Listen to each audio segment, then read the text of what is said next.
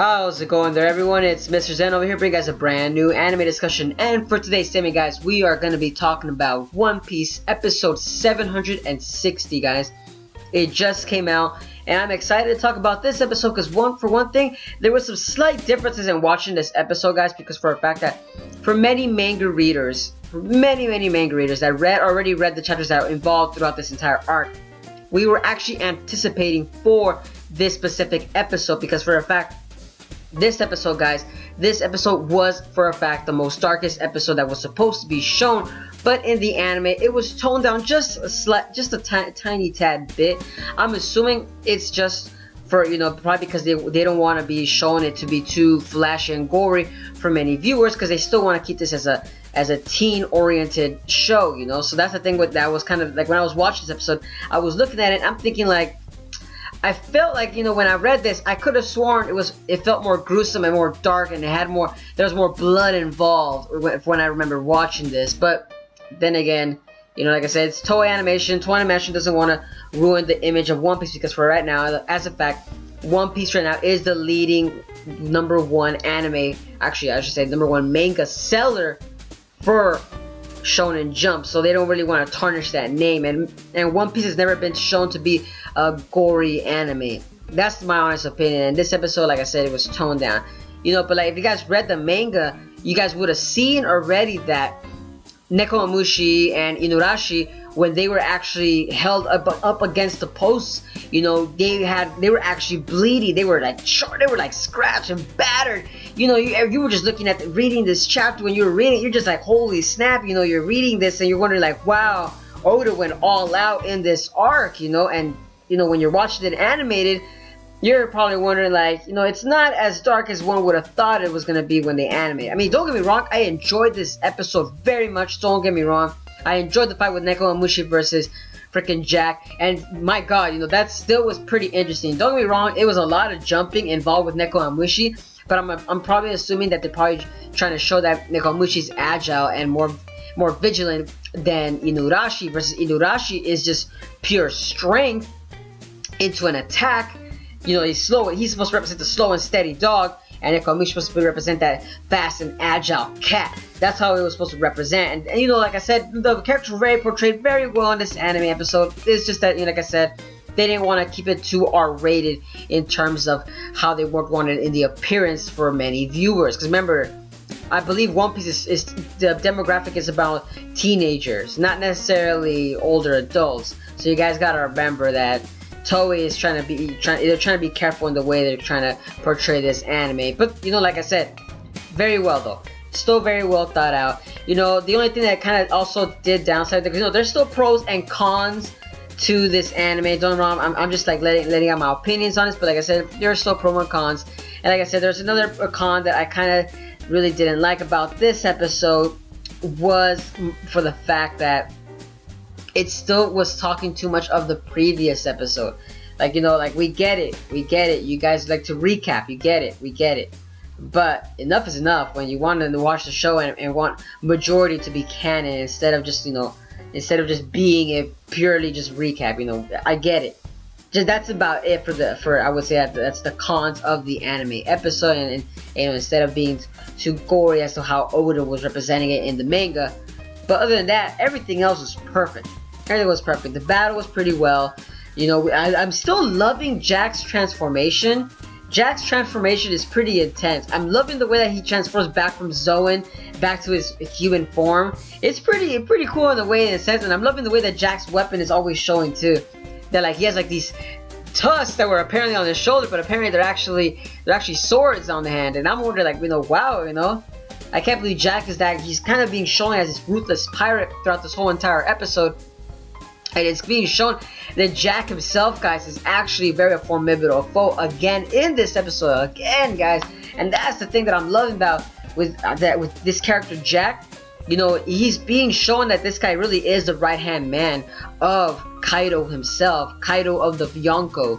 And it's hilarious, too, at the same time, that Luffy and the Straw Hats, they're hearing this story, and they're just fascinated at the fact that they're seeing that there's this strong character that actually came here and he wasn't even being able to take down. Of course, the gifters were always being taken down, but Jack himself was never being able to be brought down.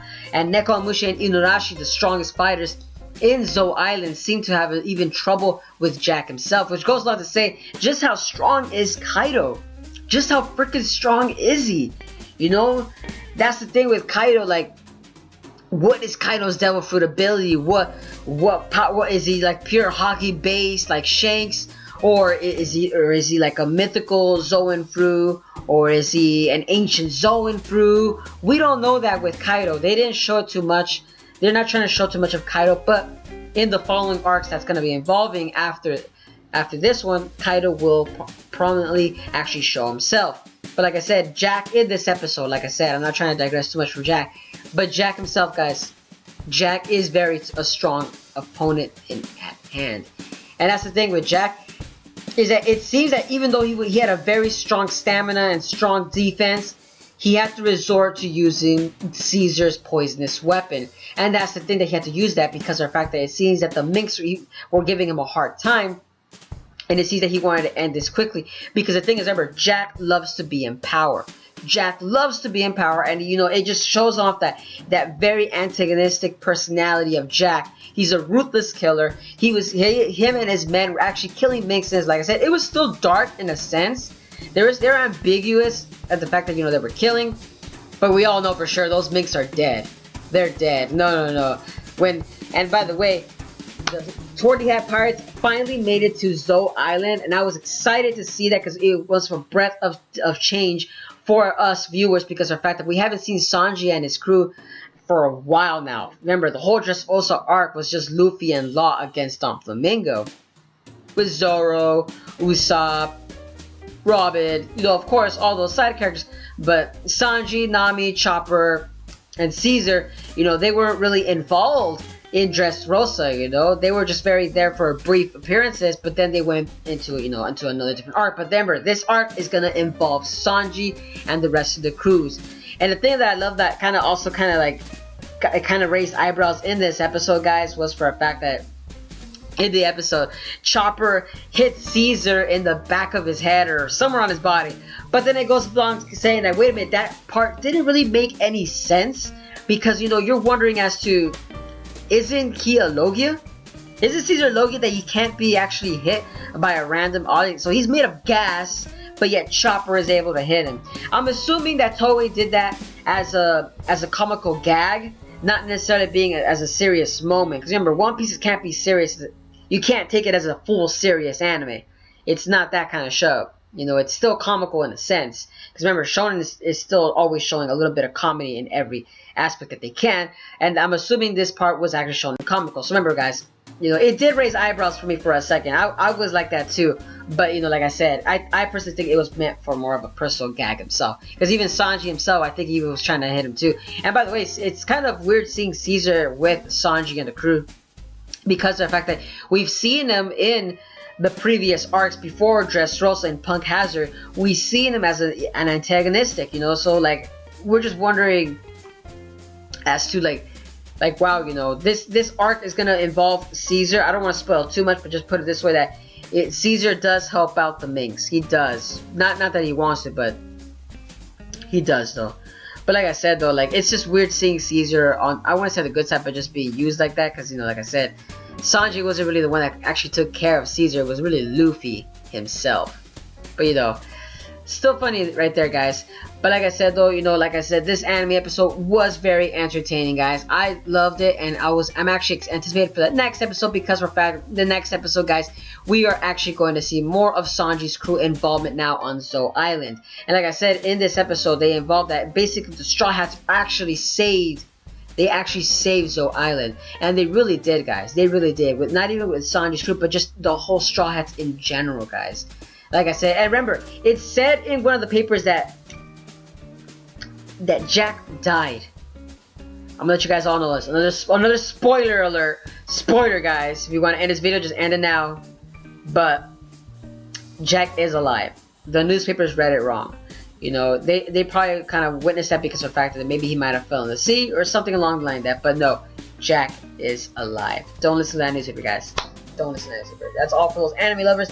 Like I said, Jack is alive, guys. He is alive.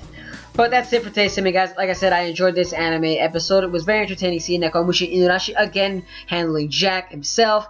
And like I said, it's just it wasn't to my expectations. Like I said, like how it was in the manga. In the manga, it was more gory.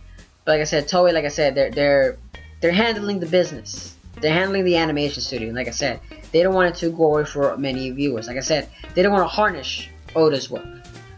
But like I said, guys, let me know down in the comment section below on what you guys thought about this anime episode.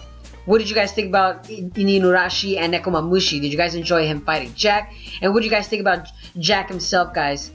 What do you guys think about his overall character? Do you guys really think he really is the right-hand man? Because, you know, remember, there are still another one that's still, or two more you can kind of say, that are underneath Kaido, the Emperor.